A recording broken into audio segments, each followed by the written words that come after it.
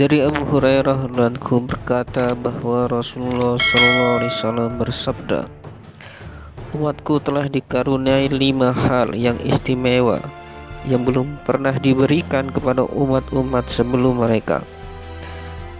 Yang pertama, bau mulut orang yang berpuasa lebih harum di sisi Allah daripada harum kasturi. Yang kedua, ikan-ikan di lautan memohonkan ampunan bagi mereka hingga mereka berbuka puasa. Yang ketiga, Allah menghiasi surganya setiap hari, kemudian berfirman, sebentar lagi hamba-hambaku yang soleh akan diangkat segala kesusahan dari mereka, dan mereka akan datang kepadamu. Yang keempat, setan-setan yang jahat akan dibelenggu supaya tidak dapat bebas menggoda mereka, sebagaimana yang biasa mereka lakukan di luar bulan Ramadan. Dan yang kelima, pada malam terakhir bulan Ramadan, mereka yang puasa akan diampuni." Rasulullah SAW ditanya, "Wahai Rasulullah, apakah malam itu malam Lailatul Qadar?" Rasulullah SAW menjawab, "Bukan, tetapi selayaknya seorang pekerja itu diberikan upahnya apabila telah menyelesaikan pekerjaannya." Hadis riwayat Ahmad.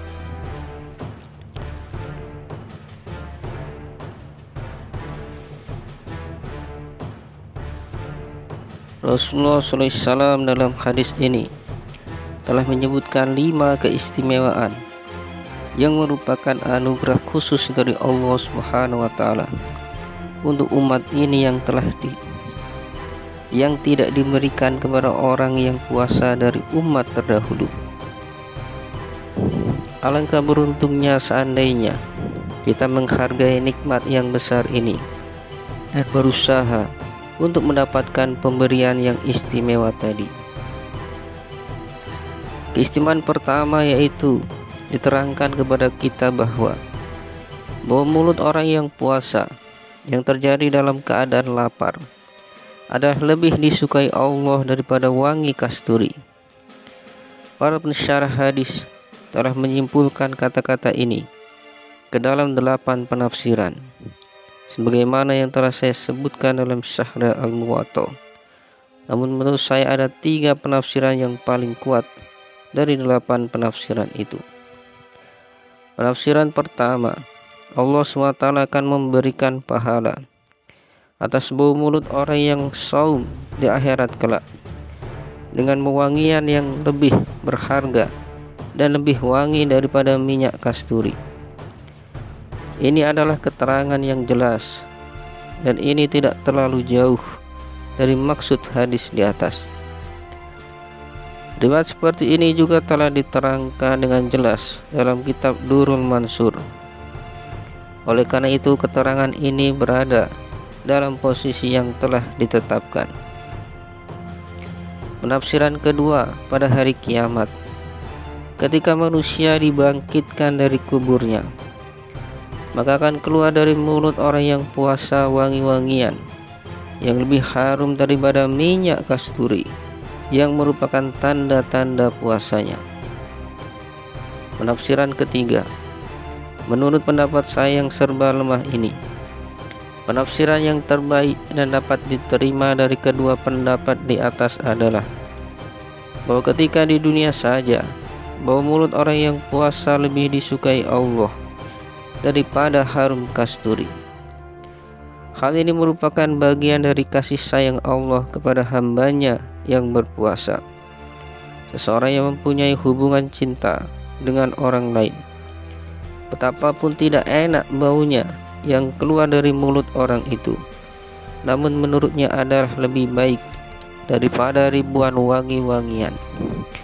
Maksudnya adalah menunjukkan kesempurnaan takarub, kedekatan orang itu dengan Allah Subhanahu wa Ta'ala, yang dalam hal ia berada dalam posisi yang dicintai.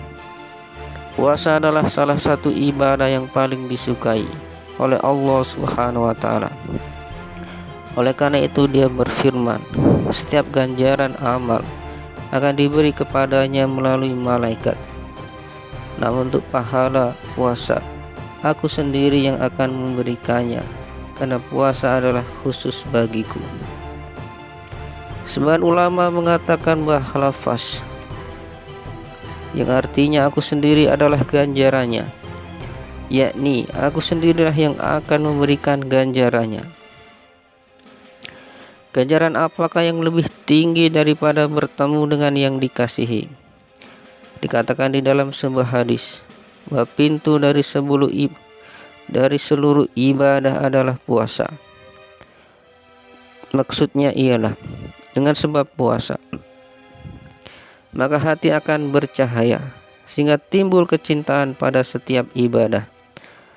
Namun semua ini akan diperoleh apabila puasanya itu adalah puasa yang benar, bukan hanya sekedar menahan lapar, bahkan disertai dengan menjaga adab-adabnya yang akan diterangkan secara terperinci pada hadis ke-9 nanti.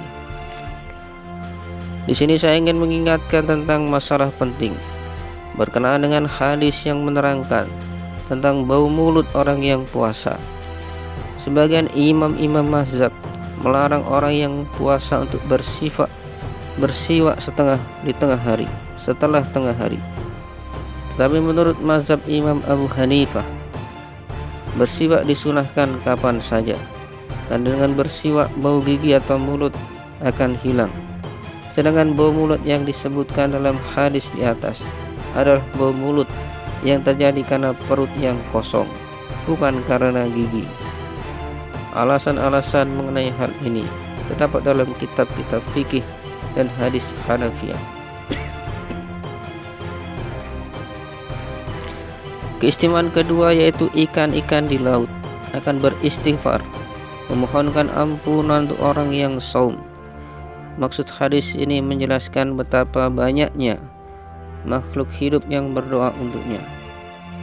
Kawan saya Maulana Muhammad Ilyas rahmatullah alaihi pernah mengatakan hal ini jelas sekali, karena Allah SWT berfirman dalam Al-Quran, Innal ladzina amanu wa amilus solihati sayaj'aluhumur rahmanu wudda.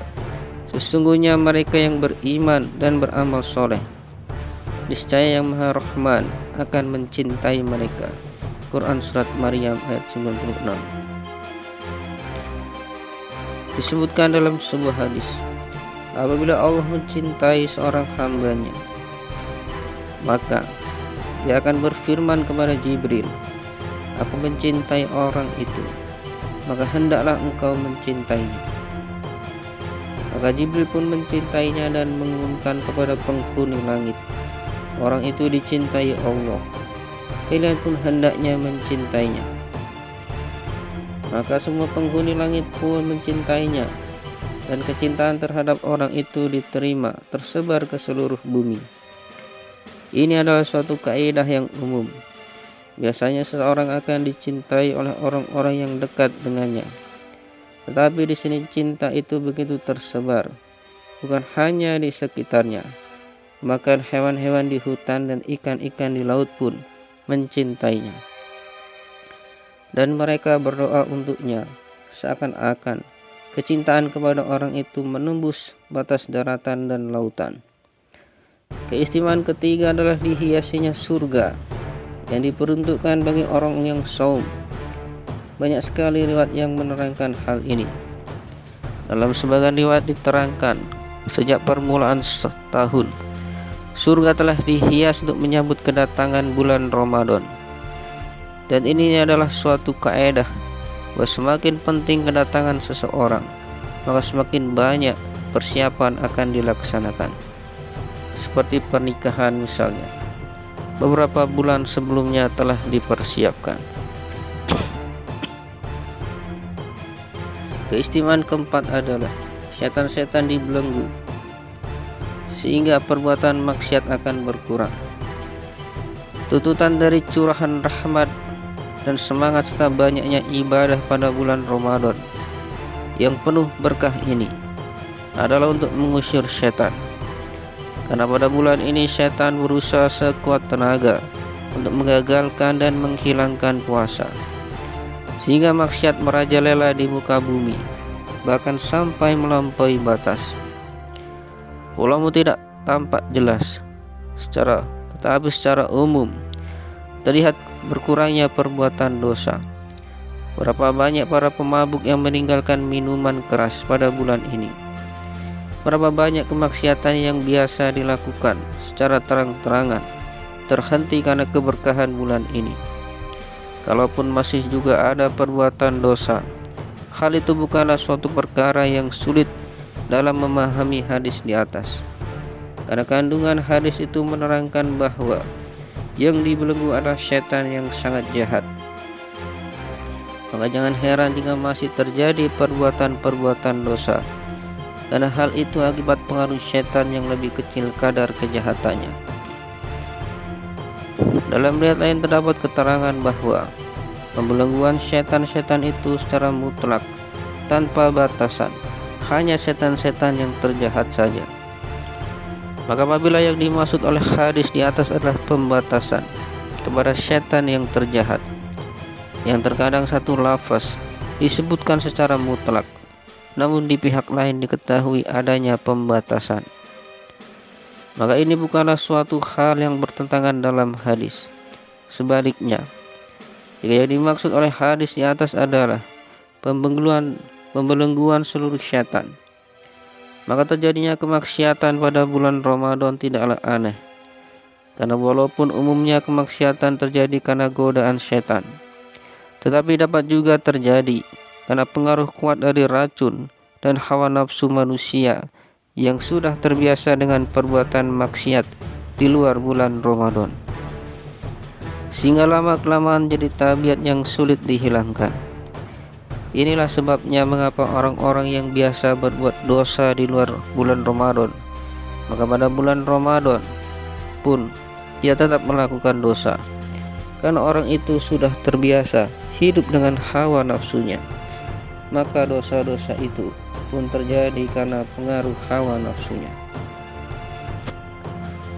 Ada riwayat lain yang menguatkan hal ini, yaitu sabda Rasulullah SAW yang menyatakan bahwa apabila seseorang melakukan suatu dosa, maka satu titik hitam akan melekat di hatinya. Apabila dia bertaubat dengan benar, maka titik hitam itu akan terhapus. Jika tidak bertaubat, maka titik hitam itu akan tetap melekat. Apabila dia melakukan suatu dosa lainnya, maka titik hitam lainnya akan muncul di hatinya, sehingga hatinya benar-benar menjadi hitam. Jika sudah demikian, maka tiada suatu nasihat pun yang dapat masuk ke dalam hatinya. Mengenai hal itu Allah Subhanahu wa taala berfirman, Kalla barra'ana ala qulubihim ma kanu yaksibun. Sekali-kali tidak, bahkan hati-hati mereka telah berkarat oleh maksiat. Dengan sendirinya hati itu akan cenderung kepada dosa-dosa.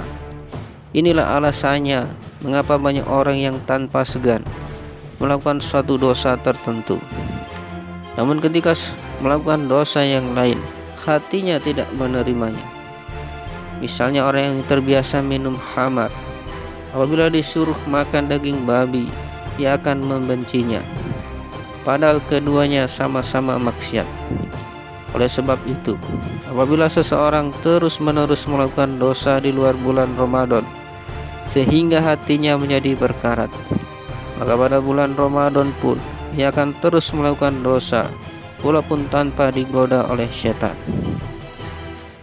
Berdasarkan keterangan ini, apabila yang dimaksud oleh hadis di atas adalah pembelengguan seluruh setan, maka dosa-dosa yang terjadi pada bulan Ramadan tidaklah bertentangan dengan hadis di atas. Dan apabila dalam hadis di atas terdapat batasan bahwa yang dibelenggu hanyalah setan-setan yang terjahat saja, maka itu juga tidak bertentangan. Sedangkan menurut saya yang doif ini yang paling utama adalah memperhatikan perkara ini dengan seksama, dan setiap orang mampu memikirkannya dan mampu mengambil pengalaman darinya bahwa untuk melakukan amal soleh atau meninggalkan maksiat pada bulan Ramadan tidaklah begitu sulit dibandingkan dengan di luar bulan Ramadan. Sedikit perhatian dan kesungguhan sudah cukup untuk melakukannya. Keistimewaan kelima adalah pengampunan yang dihadiahkan bagi seluruh orang yang puasa pada malam terakhir bulan Ramadan. Keterangan seperti ini telah disebutkan dalam riwayat sebelumnya. Karena malam yang paling utama pada bulan Ramadan adalah malam Lailatul Qadar, maka para sahabat mengira bahwa karunia sebesar itu hanya diperuntukkan bagi malam Lailatul Qadar saja. Tetapi Rasulullah SAW memberitahukan kepada mereka bahwa keutamaan Lailatul Qadar adalah sesuatu yang terpisah, sedangkan keutamaan yang diberikan pada akhir Ramadan ini adalah sebagai karunia bagi orang yang berpuasa dengan baik hingga akhir Ramadan.